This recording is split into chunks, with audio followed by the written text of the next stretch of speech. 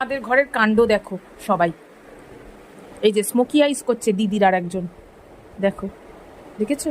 এই যে makeup artist এসছে রাত্রি 11:30টার সময়, তার দিদি ডেকে পাঠিয়েছে মেকআপ আর্টিস্টকে, বাইরে ছিলেন, আমেরিকা থেকে এসছেন। এই যে স্মোকি আইস বানাচ্ছে, দেখুন আবার হাসছে, দেখেছেন?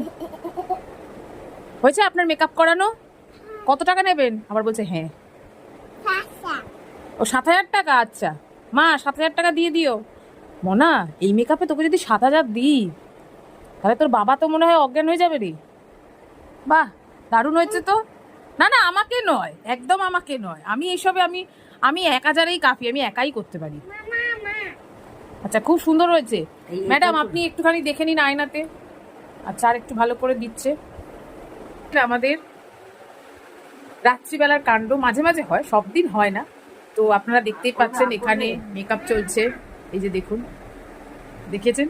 চলুন আজকের মতো এখানে গুড নাইট। এবার ভিডিওগুলো সবাইকে শেয়ার করা হবে।